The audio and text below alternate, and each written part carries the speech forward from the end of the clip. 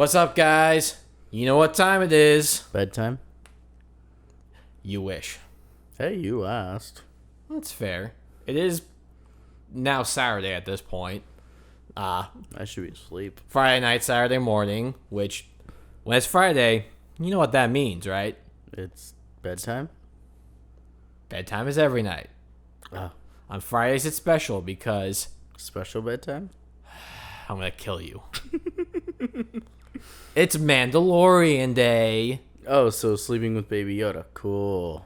Anyway, episode 6 just came out this past Friday the 13th. Ooh. In December, too. Yeah. But yeah, episode 6 just came out. We just watched it. And this was a very fun episode, I have to say. Wouldn't you agree? Yeah. There's just one thing I really need to know about this show. Which is? Is there an overarching storyline? Like, in the sense of, like, The child. The child is the overarching... No, I understand that, obviously. Mm-hmm. I guess I meant in the sense of, like, a plot progression. Like, what's the end point here? Because it feels like there's a lot more of, like, individual episodes that don't feed to the storyline they're creating. I mean, they don't always have to necessarily do that, like, for every episode. No, I know, but it's typical for streaming shows, though, because they're usually less episodes. Yeah. I mean, you have that break once in a while, though. Well, yeah, we've had it now 2 weeks in a row, is my point. I mean, my thought on that is just... Now, don't get me wrong. This episode was great. I'm not saying it's a throwaway episode like I felt like last week or anything like that. Mm-hmm. I'm just curious as to, like, how are these episodes supposed to be feeding the end game of this? Because, what, this is episode 6, you said? Yes, 6 of 8. Exactly. So next week's our penultimate. So are they just going to fast forward shit by a lot and the whole episode's only... Next 2 episodes are only going to be the continuity? Like, I'm just curious what the end goal here is. I mean, truthfully, you probably could have ended this 6 episodes ago. Or, not 6 episodes ago. You could have just had 6 episodes instead of 8, but they wanted 8 because more material. They wanted to experiment. Oh, no, more. I understand that. I'm not critiquing or anything. I'm just curious as to where this is going. It's going in the sense that Mondo's still a bounty hunter. And now he's kind of a rogue bounty hunter. He's not part of his guild anymore. Okay. So they're showing that side of it. Gotcha. And, you know, he has the kid, and he's still technically on the hunt. So while he's trying to, you know, make his living, you gotta see how he can survive knowing that he's on the hunt. Gotcha. So that's why last week's episode, even though it felt like a throwaway episode, after I rewatched and gave some more thought, I was like, you know what? This episode's fair. It's not my top episode, but it's fair. It's fair game. I saw your faces. Oh, damn it. Like, again, like last week's episode, there were some throwaway characters, of course. I wasn't crazy about them. I still want to know who was at the end. Yeah, that would have been great to find out. I think we might find out next episode. So things basically... Put it this way, I think it's a web where you have your Imperial stuff happening, you know, with that job and finding the child. That comes down to this. Mondo and his bounty hunters, that comes down to this. Everything leads to the penultimate Everything's just moment. going to be next week, and it's going to be like, okay. Which is fine. That's what a penultimate episode's great at. Yeah, and then you have your finale after that. So they Yeah. have 2 episodes to tell the rest of the season. I know. And then they have season 2, which is filming right now. I guess it's just a personal choice of, like, having some sense of your continuity in every episode. But I guess your argument is that they are still technically, we just don't see how it connects at this point. Yeah, because they don't want to, like, you know, feed it right away. They kind of want to tease you. No, I get that. And show other sides of what's going on. Like, the last 3 episodes have just been him finding ways to survive. Yeah. Because episode 1, you learn who he is, and you learn that he has a job. Yeah. And then he finds out what the results of that job was. Episode 2, technically also a throwaway episode. You could have done without, you know, having him lose parts. Absolutely, I agree with that. But it wasn't a bad episode. No, not at all. And that's why I also forgave episode 5, last week's episode, after that. Because you think about that sense. Neither of those episodes are bad. They're just slow, in a sense. Then episode 3, he finishes the job and then realizes he makes a mistake. And then now he's on the hunt with the child. Yeah. So episode 4, you follow him where he's hiding. He gets caught. Yeah. So then he has to go hide again. Gets caught again. He's really bad at this, isn't he? Yeah. It's not the greatest. But at the same time... he's great at killing. He is. Especially droids. Damn. Yeah. The action in this was quite stellar. Especially Mondo's, one scene with the droids. That was top-notch. It was also very fun seeing the one character throw the big droid. That was great. That was very fun. That was nice. Because he's just like, ugh. He kind of reminded me of Drax, truthfully. Yeah. Yeah. Or like Hellboy? Yeah. Or Zeb from Rebels. Yo, how insane would it be if Zeb somehow showed up in this show? You never know, because... It'd be awesome to see Zeb. Because, we've seen more of his species. If you've played Jedi Fallen Order at this point... I haven't. Literally in the first level or two, you meet the character's Jedi Master, and his creature is the same as Zeb. Interesting. Envision this. It's Zeb, but with Anakin Skywalker's Jedi armor. Interesting. By armor, I assume you just mean his cloak. Like his Clone Wars look. How he had the shoulder guard things. Gotcha. But yeah, action was great. A lot of fun appearances in this episode. Yeah. You had Bill Burr, which he was very good. I liked his little... Yeah, I wanted to call clever. foul on that for a second. Why? Because the dude that you'll hear in a second, but the dude that actually commissioned the job was like, yeah, he's one of the best shooters around. Well, no fucking shit, he is. He has a robotic gun attached to him. Okay. Like, how can you not be one of the best shooters when you don't have to do much because you have a robotic arm/gun aiming for you? It just makes him more awesome, better at his job. So I'm just saying it's not him that's the best. It's the robotic arm and gun that's the best. I'd like to think it's a triple threat there. He should have an asterisk next to his award. Wow. It's not his hands going boom, boom, pew, pew, pew, pew. No, it's pew, pew. It's a combination effort. It should be Mando, and that's all I will say. Well, I think Mondo's a better fighter.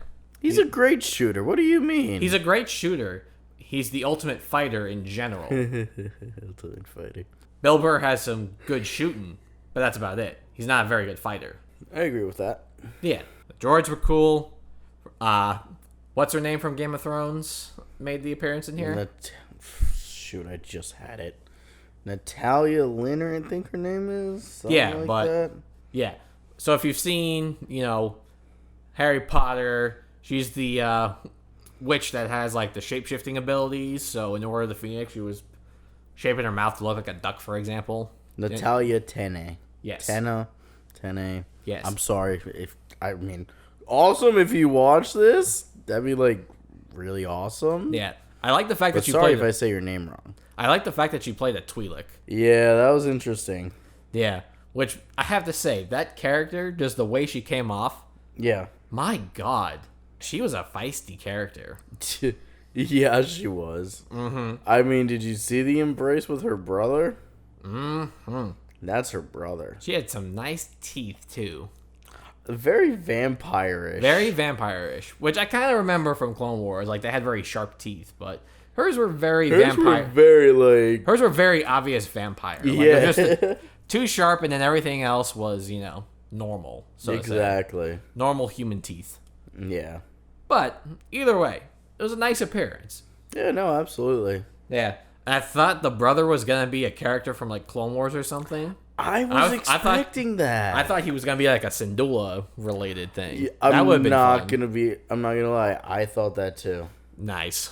And also, Uh-oh. When it comes to appearances, actually, before we get to those, Sure. another fun appearance, just because I recognize him from Batman Begins, was Oh, yeah, fat cop that's corrupt. frickin' Flass from Batman Yeah. Begins. I guess he's basically a low budget Bullock. Yeah. Yeah, With no personality either. yeah. He was pretty cool. No, I'm He not didn't do saying much, wasn't, but he was cool. He was aight. Yeah. Who else? Oh, who I was getting to before, though. Yeah. Those Rebel pilots. Oh, that was all right. You know what? Like, I give Star Wars a lot of shit. yes, he does. Mostly just like Mostly to fun. just tease me. Yeah, but like I gotta be honest, the seed was. I mean, can I say the one of them at least? Yes. The fact that we saw Filoni in an X-wing was like, how is this the first time we're seeing this in a TV show? Yeah. That's all I have to say. I mean, it's not his first character in Star Wars. No, but it's but his first like- live action role, and it was just right. Because it was freaking, perfect. you had 3 directors making appearances as New Republic pilots. You know what? I love the scene, but they were missing somebody. You know who should have been in one of those X-wings, right? Taika. Taika should have been in one of those. It would have been hilarious. It would have been. To be fair, though, Taika already had a character. A known character. I know, but like live action Taika in an X-wing, hilarious. I wonder if he's gonna make. I wonder if he's gonna make any other appearances. And Probably not. yeah, He's too busy right now. he is. Between Free Guy, Thor: Love and Thunder, this. There's something else he's working on, and I can't remember right now. And we'll just ignore Green Lantern, scoot that aside. But yeah, back to that scene though. 3 directors, Dave Filoni, who that alone Mr. Star Wars. literally would have been enough. Yeah. Like seeing Dave Filoni, It should have just been George Jr. effectively. I prefer Mr. Star Wars. I don't like to mention the G name. Why not? I don't. Just to fuck with you, man. You know it. I was gonna say, without the G, there would be no Mr. Star Wars for you. I know, but Mr. Star Wars sounds better than George Jr. Technically, George would be Mr. Star Wars. All right, okay, that's enough out of you. Excuse me. I'm the one that's the fan. You're the one that's just here. Yeah, pretty much. But yeah. But I like giving you a hard time. I know. But we had frickin' Dave, the Debs. director of this episode, Rick Famuyiwa, and Deb Chow, who already directed, I'm going to call it the pre-penultimate, just because her episode was frickin' dope. She was like the mid-season She was the mid-season penultimate. Basically. And now she's directing the actual penultimate. It's gonna be. I am so ready for Friday. I'm so ready for Obi-Wan once that comes out. Can we just like fast forward a week and just so that Deb can just F me up? Sure. But yeah, awesome cameos, great action. Yeah. A lot less child this episode. Yeah. But the ending, the way that it was interacting with the robot sneaking around, that kind of made up for it. I kind of was hoping that it was the child that did the Jedi shit and not Mando shooting it. Either way, that was because that would have been so much more fun. It was still a fun scene Because either then way. he would just pass out again. Yes. But at the same time, you gotta admit that reaction that he had was just like, did I do that? Cool. Like, either way, that's freaking adorable. Like, Freaking come adorable, on. man. You can't pass that up. You can't. And then freaking Mondo being dada still at the end just warmed my heart. Warmed my heart. Truly. Yes. You think Pedro Pascal does the stunts in the suit? I'm sure he does some of them. I was thinking about that today. Depends on how the stunt coordinator has it set up. Because I was thinking, because obviously he never takes the helmet off. So in reality, they could actually like only have Pedro in the suit when he delivers lines, and that's it. That is true. Because we would never know. Yeah. I think he wouldn't, he would always be in the suit, except for maybe a few stunts that are too risky. Absolutely. I'm just saying, it's like one of those that we would never know if he wasn't. Yes. Mm-hmm. Uh-huh. Yep. Yeah. All right, calm down. Yeah. But, yeah, I mean, this was a pretty fun episode. It was. I liked it better than last week. I know. Last week was very nostalgia heavy. Well, but my point is for, like, 2 back-to-back that don't feed to, like, what I've been considering the continuity of episodes, say, 3 and 4. Mm-hmm. This episode was the better of the 2 because at least there was, like, a heisty type horror type mission. Yes, this was very Western. Last week it was, hey, you do. Last week was like tutorial missions in a game. This week was, all right, here's your first real, like, now you're a couple levels in and such like that. You got to team up now and go break somebody out. I just remembered another cameo that I didn't mention before. Matt Lanter, the guard troop. That's right. Yeah. Friggin' the voice of Anakin Skywalker from Clone Wars and technically Rebels, too. Technically Rebels. He made an appearance live action in this episode. He was wearing a very similar thing to like what the Rebels wore in episode 4. It looked pretty fun. To me, it stuck out just because I've seen his face before. So, but yeah. So, fun appearances. Yep. Good action. Very good action. Very, very pretty visuals, especially with this Western heist. Because, guns pointing. Like, it was very fun. Like, yeah, I agree. Between last episode and this episode, if they had to keep one just side adventure episode, this would probably be the better of them.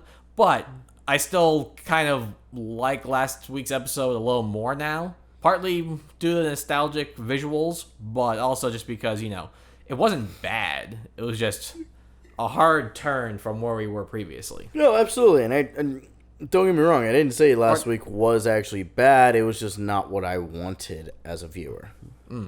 I was okay with it. Well, yeah, you're okay with just about everything Star Wars. Yeah. I give it, I have problems with certain things. Also, the Canto Bite mention, my God. The what? They mentioned Canto Bite in this episode. Remember they mentioned at the beginning, they mentioned is it slow as a Canto Bite machine slot or whatever, or slot machine. Oh, yeah. Yeah, I do remember that now. Yeah, I was like, God damn. But yeah, very fun episode. I would say so. Yeah. I'm very curious on what's going to happen next week. Mainly because, like... Deb's gotta wow us. Deb's gotta wow. If Deb doesn't go big, I'm going to be very upset next week. Like, I think I can only guarantee this much with next week. We know who he's going to be facing against. More than likely, at least. We do? Do you remember in the trailer, like, the one kind of, like, Imperial-looking dude that was leading stormtroopers in a couple shots? Nope. Well, you suck, then. That one guy... I forget his name, but you've seen him in the trailer. We still haven't seen him in an episode. And I have a feeling he's in the penultimate, and it's going to lead into the finale. I have something I'm pretty sure who's going to be in the penultimate. Who? Cara Dune. Possibly. They publicized her too much to only have her in one episode. They publicized IG-11 heavily, too, and look where he is. Fair. That's fair. I still say she's probably going to be in the rest of the episodes. I think she will make an appearance somewhere, too. I just don't know where. Because I would say they publicized her more. Because they've publicized them kind of as, like, the two mains. Yeah. Because obviously they weren't going to tell us about Baby Yoda all along. Because that would ruin that. Yeah. So I think they got to back it up by actually having her in at least the last 2 episodes. So that she'll be close to being in half of the season. Hopefully. Oh, why'd you have to go? Because it's tired. Because I'm tired. I'm tired too. Yeah. It's late. So I think we're going to call it here. We've summed up pretty much our thoughts on this episode. I would say so. Yeah, so good night. Good luck. This is the way. May the force be with you. I have spoken. Good night.